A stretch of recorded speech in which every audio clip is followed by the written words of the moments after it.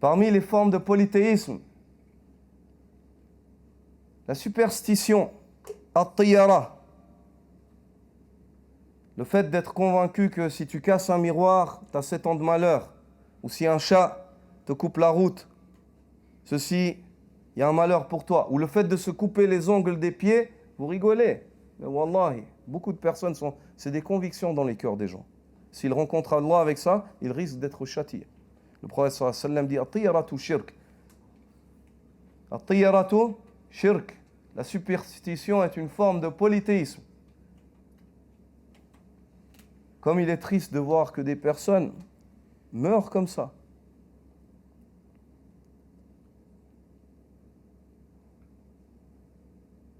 Et la superstition dans la langue arabe, elle tire son nom d'une forme parmi les formes de superstition qui étaient connues chez les Arabes.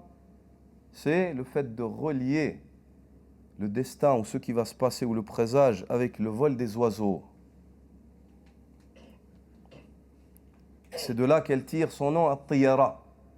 Et toutes les formes de superstition sont interdites, que ce soit sur les oiseaux, ou avec le chat, ou le miroir, ou le parapluie, ou le fait de couper tes ongles des pieds et de la main, et ainsi de suite. Il n'y a pas de ça.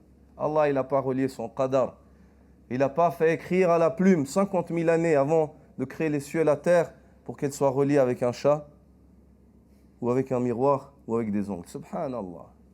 Subhanallah. Et parmi les formes de polythéisme cachées, ar-riya, l'ostentation, le fait que l'homme désire être vu, regardé, ou le prestige, le fait qu'il ait le désir d'être entendu. Et ça, c'est une chose que le prophète sallallahu alayhi wa sallam a craint pour sa communauté, bien plus encore que le Dajjal. Il a laissé ses compagnons, après leur avoir évoqué le Dajjal, avec tout ce qu'il y a comme tentation, fitna et danger. Il les a laissés apeurés en train de parler du Dajjal. Il leur a dit, vous évoquez toujours le Dajjal. La ghayru Dajjal yakhwafuni minkum, akhwafuni alaykum. Il y a une chose qui me fait plus peur encore que le Dajjal pour vous, dit le prophète sallallahu alayhi wa sallam. Il dit sallallahu alayhi wa sallam, ash-shirkul khafi, le polythéisme caché. An yaquma ar-rajul yusalli fayuzayyinu salatahu lima yara min nadari ar-rajul ilayh. Le fait que l'homme se lève et prie, il embellit sa prière parce qu'il sait que quelqu'un le regarde. La ilaha illallah. Le riya, c'est du polythéisme. Le riya, c'est du polythéisme. Et il y a deux catégories de polythéisme dans le riya. Le grand riya, le riya des munafiqin. De ceux qui n'ont pas la foi et ils font des actes de foi pour d'autres raisons. Et le petit riya, c'est le fait que l'homme il prie pour Allah, mais il embellit son acte ou il l'améliore parce que quelqu'un le voit. Pourquoi tu fais ça? Qu'est-ce qu'il peut? Moi, qu'est-ce que je peux pour vous? Qu'est-ce que vous pouvez pour moi? Wallahi, rien du tout. Wallah, rien du tout, subhanallah. Fais pour Allah. Allah te voit, Allah te juge. Laisse les gens. Ne cherche rien auprès des gens et n'aie pas peur des gens. Ne fais pas les choses pour leur plaire et ne les délaisse pas parce que ça leur déplaît. Fais pour Allah, azza wa jal. Kun lillahi wa billah wa ala sabilillah. Sois pour Allah et par Allah et sur la voie d'Allah, azza wa jal. Vis comme ça, avec ces trois fondations. Pour Allah, par Allah, en cherchant l'aide d'Allah, et sur la voie d'Allah, en suivant la voie du messager d'Allah. Vis avec ces trois fondations. Lillah wa billah wa fillah. Et parmi les formes de polythéisme qui ne sont pas négligeables, le polythéisme dans l'expression, je jure par la tête de ma mère, ou je jure par ceci ou par cela. Ça, c'est du shirk.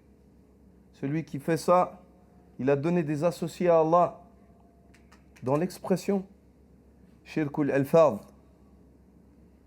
C'est très dangereux. Si l'homme il meurt sans s'être repenti, il risque d'être châtié. Certains savants voient qu'Allah ne le pardonne pas. Il va être châtié s'il meurt avec ça. Et puis ensuite il rentrera au paradis, car il n'est pas sorti de l'islam. À la divergence, à la khilaf bain ahl al-ilm. Quoi qu'il en soit, pourquoi tu jures par autre qu'Allah? Est-ce que cette chose au sujet de laquelle tu jures, elle est plus importante dans ton cœur?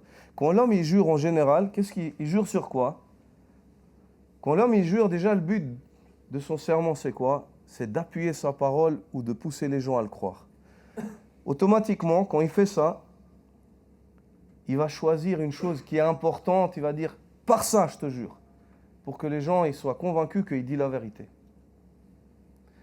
Donc si toi tu jures par la tête de ta mère, ou par tes yeux, ou par le pain que tu manges, ou par la tête de ton enfant, qu'Allah nous préserve, si tu fais ça, ça veut dire que ton enfant, ou le pain que tu manges, ou tes yeux, ou ta mère, la tête de ta mère, elle est plus importante auprès de toi qu'Allah. C'est pour cela que le prophète sallallahu alayhi wa sallam dit « La tahlifu bi abaikum » Les Arabes, anciennement, pour eux, le père, c'était la tête. C'était la tête. C'est-à-dire qu'il n'y a pas une chose plus importante que le père. Quand ils juraient sur la tête de leur père. Le prophète sallallahu alayhi wa sallam leur a interdit, il a dit « La tahlifu bi abaikum » Ne jurez pas sur la tête de vos pères. « Faman kana minkum halifan falyahlif billah » Celui d'entre vous qui jure, qu'il jure par Allah ou qu'il se taise. Et dit, sallallahu alayhi wa sallam, Man halafa bi ghayri Allah faqad ashrak. Celui qui jure par autre qu'Allah, il a donné des associés à Allah.